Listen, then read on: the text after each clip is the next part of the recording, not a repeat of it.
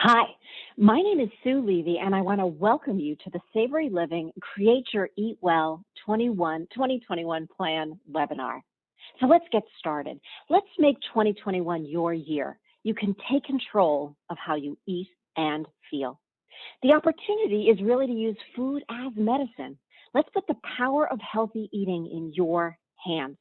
You can activate healthy eating to feel better, improve your moods, your energy, your sleep, get to and stay at your ideal weight, and get relief from things like joint pain, headaches, digestive issues, and skin issues. And you can prevent and manage diseases, so things like diabetes, elevated blood sugar, heart disease and stroke, high blood pressure, high cholesterol, high triglycerides, autoimmune conditions, and cancer. In today's event, I'm going to help you turn I want to into I'm eating better. Together, we're going to create your 2021 Eat Well plan so you'll identify why this matters to you. And you'll lead with 2 simple actions you can take. And you're also going to map some food ideas for what you can eat. And at the end of this, I'm going to give you a URL that you can go to where you can get some additional tips and get some ideas and also talk live if you need to with someone to help you get your eating working better for you. So this is me and my family. Hi, and may the force be with you. So again, my name is Sue Levy, and I created Savory Living. I'm a behavior change expert, and I've spent 20 years creating programs to help people improve their health. And my mission is to make millions of lives better with the power of food as medicine. I know firsthand what's possible when you get your eating working better for you. So I'm 49 years old, and I want to take you back to my mid-30s, because that's really when my health started to change. I had digestive issues, so IBS, acid reflux, delayed gastric emptying. My cholesterol and triglycerides were rising, and then I got a pretty scary diagnosis that I live with today. I live with an ultra-rare and progressive lung disease called LAM. And they told me at the time of my diagnosis that it wasn't good and that I would need a lung transplant in 10 years' time. And only half of the women are still alive 10 years after the transplant. So you can imagine, to hear that I might only have until I was 54 years old to live was pretty show-stopping. But I'm an optimist. You'll get that sense about me. And they said that lifestyle intervention could help. So I went back to school to study nutrition, really just to put in place what the experts in the scientific and medical community had to say about eating to support your health and slow down disease. And when done correctly, healthy eating reduces inflammation, which is connected to most of the major diseases and conditions of our time. And when I figured out how to activate it in my life, well, that's when the real transformation happened. I took off the belly fat, no more headaches, cholesterol and triglycerides normal. And I'm going to knock on wood here because it's now 14 years and I am not on a single medication to manage my digestive issues. And I was on a lot, and I'm really going to knock because my lungs have been holding firm and strong. And my moods, my energy, my sleep, it all just got so much better. So what I know is that what they tell us is absolutely right. How we eat really matters, but changing it can be so hard to do. One size doesn't fit all, but it's really possible. It just takes knowledge, new food skills, and support to make it happen. And so I created Savory Living to put that power in everybody's hands, to teach them how to eat right for them, but then also to teach them the delicious food and cooking and flavoring skills they need to turn it into a lifestyle that they love. So I'm super excited to take you through some ideas to help you. The first thing I want to start with is it's really not you, it's them. So if you're like most people out there, you've tried different ways of changing how you eat, right? You've tried the weight loss programs, the diets, the meal plans, the articles, the recipes, the meal kits, prepared foods, supplements, shakes, bars, food discounts, and it works for a period of time, and it solves 1 or 2 of your pain points, but it isn't really getting you to lasting lifestyle change. And as a behavior change expert, I believe it's because they're missing the key components of what it actually takes to change your behavior around anything, and in particular, around how you eat. So the first is we got to start with your brain, right? You got to learn how to eat. We teach our kids how to drive, how to read, how to do math, but no one's teaching us how to eat, and that's insane, and you really need to learn some things. And you've got to connect the dots so that you're activating your eating to do more than just lose weight. That's not sustainable. Even if you're at the weight you want to be at, if you're still walking around with signs of inflammation like joint pain, headaches, migraines, it's not solved, and you need to go to the root cause, which is inflammation, and achieve it all. And eating is a verb. It's a series of behaviors we go through over the course of our day. So if you want to make it stick, you got to learn some new food skills. How do you quickly assemble that plate from Nana's buffet table, that restaurant menu, the prepared food section of the supermarket, that airport kiosk, or in your own kitchen?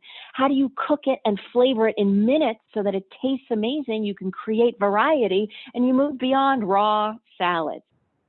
And the final piece is, with anything related to behavior change, the biggest trap people fall into is they take on too much too soon. It's a rigid all or nothing thing. They try to be perfect and they get overwhelmed and they fail and they stop. You need an easy, guided way to make it through the change, figure out what works, get the skills you need, and turn it into a lifestyle. And so change really is possible. I've seen it with the thousands of people that have been through my program. And let's get started today, and let me share some easy tips to help you make it happen. So what you're going to need is, and you can pause this video, get yourself a blank piece of paper and something to write with. And what you want to do is create your plan. So copy what's on this page, make a huge plus sign, and you're going to create 4 quadrants. On the upper left, we're going to fill in your signs of inflammation. To the right, the upper right, you're going to identify what it is that you have to lose. The bottom left are the 2 actions, so right actions with a number 1 and the number 2. And then on the lower right, we're going to work on some breakfast ideas, some lunch ideas, and some snack ideas.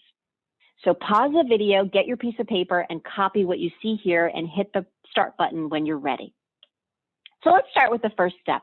I want to identify your signs of inflammation. So the opportunity really is to eat to feel better. Over half of us, so half of the people you know and love, are living with a disease or condition driven by inflammation that's improvable with diet. So things like anxiety and depression, fatigue, belly fat, joint pain, digestive issues, headaches and migraines, skin conditions, food sensitivities, diabetes, high blood pressure, high cholesterol, heart disease, autoimmune conditions, and cancer. And healthy eating done correctly reduces inflammation. Think of inflammation like this smoldering fire that's harmful because it's destroying healthy blood vessels, tissues, and cells.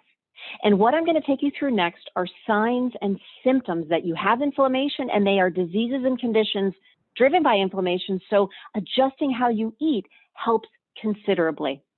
So the first area is belly fat. Where you carry that extra weight matters.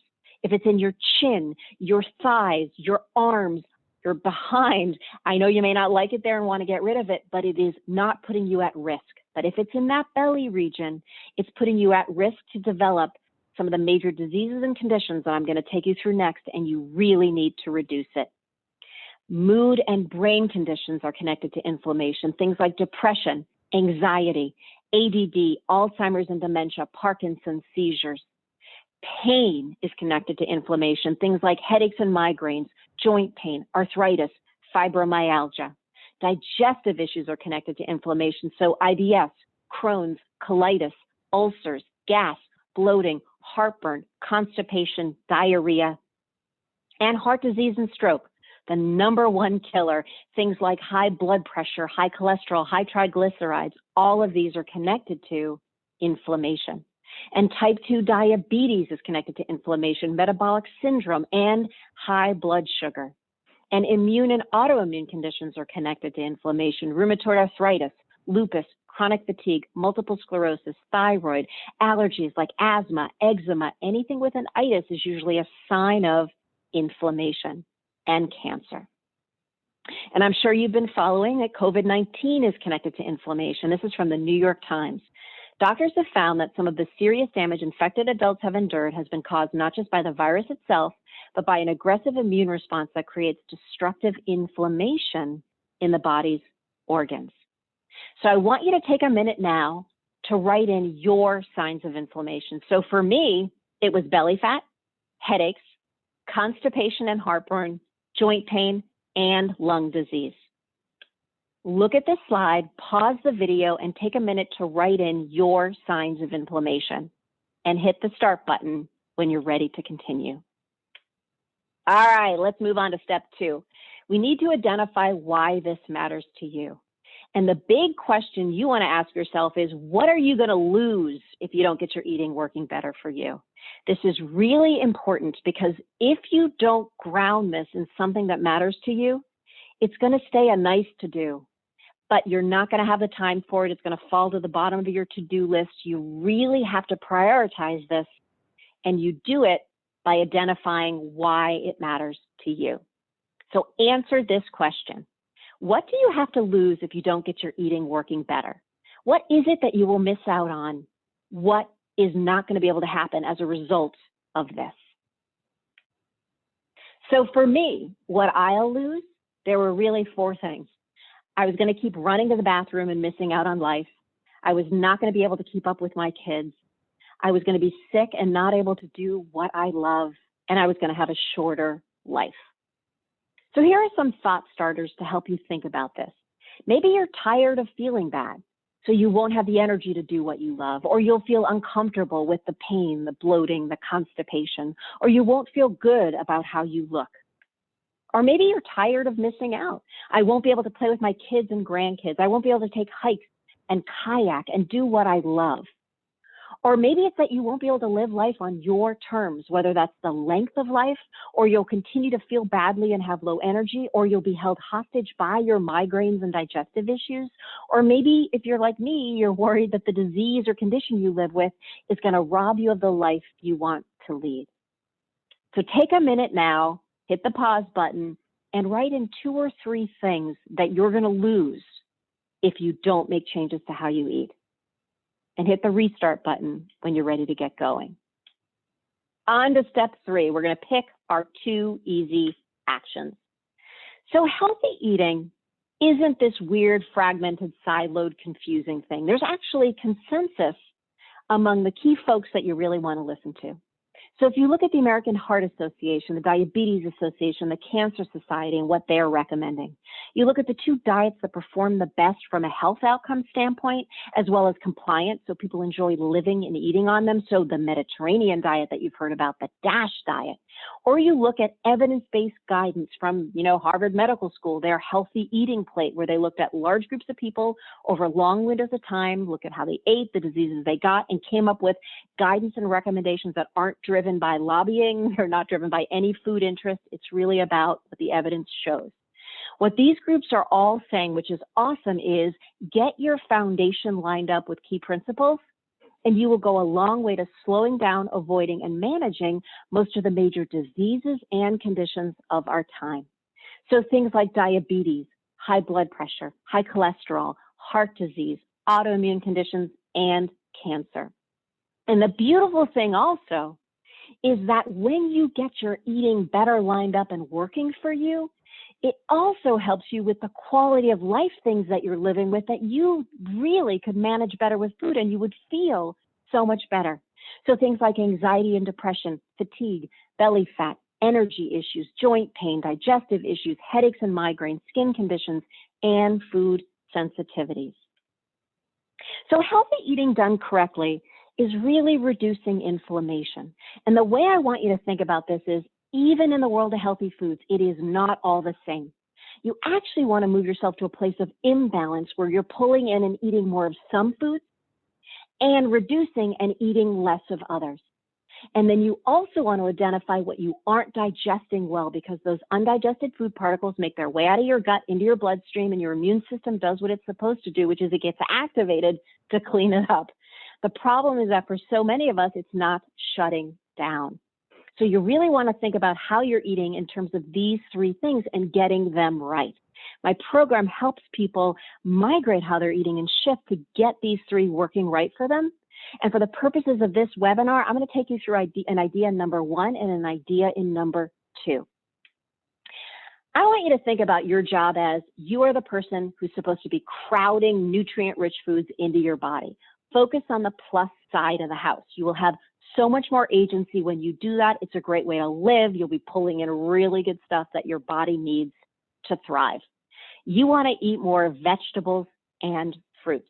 You want to aim to make them half of what you're eating a day and eat the rainbow. And I don't mean Skittles.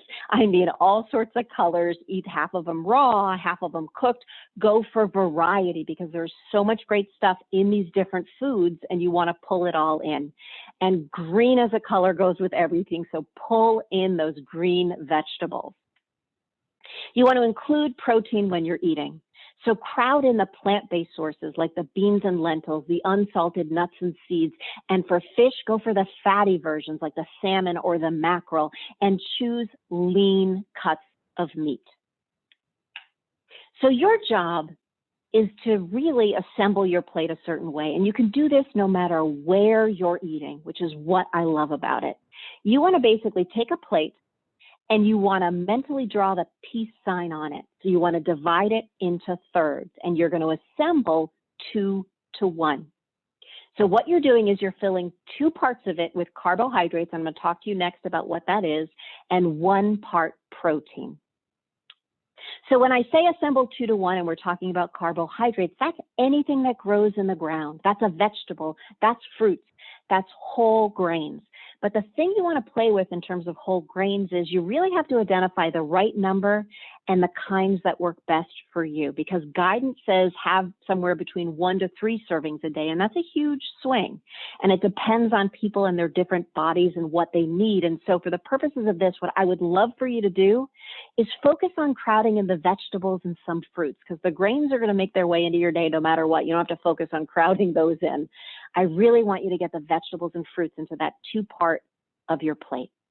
For the 1 part where we talk about protein, I'm going to take you through some examples. There's awesome plant-based versions. So look for beans and lentils. So whether it's bean spreads and dips, and you can find tons of these in the market. There's hummuses, there's Mexican black bean, Italian white bean dips, Southeast Asian dips. And I also buy canned beans. You want to look for the lowest salt version you can find and rinse them really well. And I have them in my cabinet in rows. And I take them out, strain them, rinse them, and toss them into everything that we're eating. Another great protein source that's plant-based are unsalted nuts and seeds. You can find slivered, toasted, roasted, sliced, and they're making nut butters out of pretty much anything. Now, I found pistachio nut butter in my market the other day. And for animal proteins, that's the eggs, the chicken, the fish, the lean cuts of beef and meat. And for dairy, Harvard recommends no more than 1 to 2 servings a day, and a serving is a slice of cheese or a cup of a yogurt or a milk or a dairy product. So let's talk about the subtraction side of the house, right? And that's sugar, okay? And the problem isn't that we're having sugar, it's that the average person is taking in 3 times the amount of sugar that our bodies were ever designed to handle, and that's creating inflammation in our systems. So I'm going to teach you one tip, and we teach a bunch of these in my program, but this is one that you can use when you're eating packaged processed foods. And by packaged processed foods, I don't mean your spinach or your apples that come in a plastic bag. I'm talking about a blended product that has a bunch of ingredients that are manufactured, mashed together, and create something. And that you look at that nutrition panel and can kind of see the ingredient list on it. So whenever you're eating packaged processed foods, there's actually a daily limit in grams of sugar that you can have. So you want to know your daily limit and work towards it. So for women, it's 24 grams. Men, it's 36 grams. And for young kids, it's 16. And it moves you all the way up to those adolescents at about 32 grams. So know your gram number. Then what you want to do is add it up over the course of the day and stick to your limit. And you do that by reading labels carefully. So here's a nutrition panel, and you can see it here. You want to look at the serving size, because that tells you how much you're eating. And then you want to look down at how many grams of total sugar is in that product. So in this case, a power bar was 29 grams per serving. I ate all of that. So that pretty much as a woman blew up my whole day. So you use that information to help you choose versions that have less sugar. So instead of that Lara bar at 24 grams, I go for a Kind on-the-go bar at 5 grams. Instead of that sugar-covered raisin in the Total Raisin brand cereal in the morning that's 17 grams for just 3/4 of a cup, I go for the regular Total, and I add my own raisins, and that's just 5 grams of sugar for the same amount. The next piece, though, is don't get me started on smoothies and flavored yogurts. And when you find those out in the market or in stores, they usually have tons of sugar and way more than you want. The Stonyfield Farm Organic Super Smoothie has 38 grams of sugar.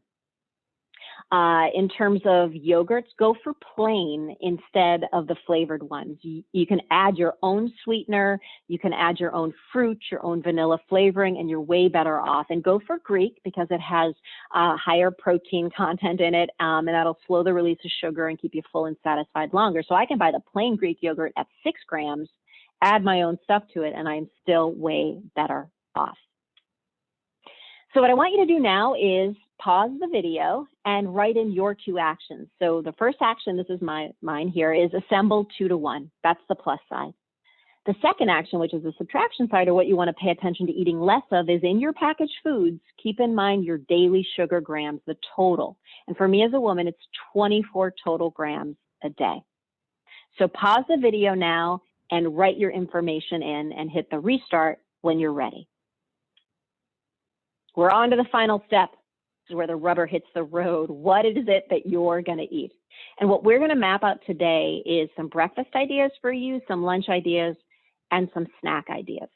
And then for dinner, you can just keep assembling 2 to 1 and move it forward in your own way. And what I love about this is you kind of want to identify what are the typical things you'll be eating, and then they can make their way into your shopping list so that you just score the ingredients that you need and make it happen. So let's start with breakfast. What I want you to do is take a minute now and just write in, and if you need to pause, that's cool too. What are you currently eating? And think about how you modify that to make the proportions line up with eating and assembling that plate 2 to 1. So for example, instead of just plain eggs and toast or a cheese omelet, right? You want to make that 2 to 1. So you got to cram some veggies into that thing. And so do you do a side salad with it? Do you take some frozen spinach and some frozen broccoli and thaw it in some cold water for a couple minutes and then saute it in a pan with some red pepper and tomatoes, and bam, that's the inside of your omelet, which bumps up the nutrient value? Do you toss beans into that omelet, or do you do, I love a bean bowl. I take beans, I strain and wash them really well, toss them into a bowl with some rice vinegar, and then I do some cut up veggies, a soft boiled egg or a fried egg on top with some avocado. It's a bean bowl and it is delicious and I love it. Let's say you're having cereal or oatmeal for breakfast. Okay. How do you bump up the nutrient value of that thing? Well, get some fruit in there, right? Number 1. And number 2, get the protein in. So is it some, nuts and seeds in that? Is it a swirl of a nut butter of some kind? Or if you're eating nut free, maybe it's a hard boiled egg on the side of that thing to get you the protein. My kids love waffles, so I buy a whole grain version, but they got to have some protein. We're eating 2 to 1, so we slather on the almond butter. We're a peanut-free house because my daughter has a peanut allergy.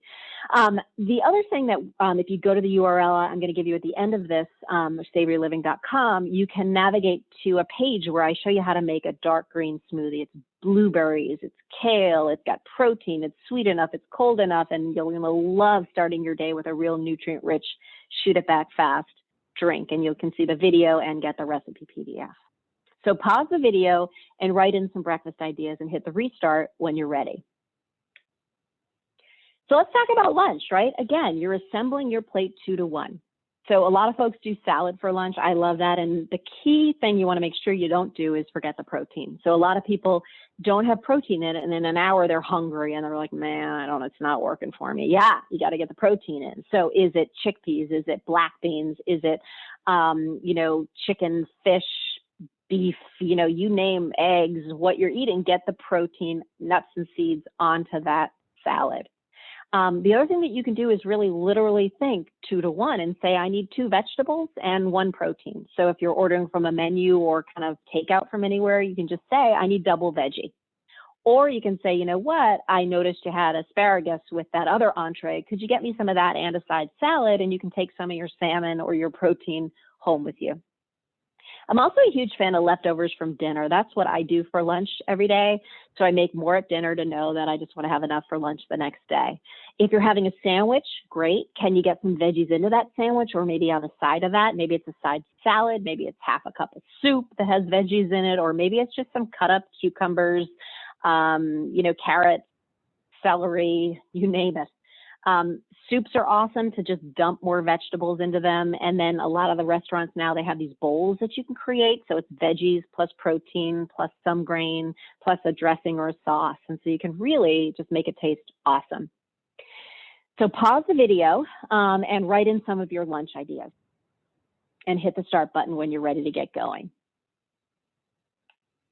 The third area that I want you to fill in are what are your snacks, right? But in my program, we actually call them power boosts because I think snacks have a lot of baggage as a name. You think, oh, I shouldn't be doing it. But instead, I want you to think about it this way. Like snacks are kind of the opportunity to power up your body to really get at what it needs to make it through the day and do well.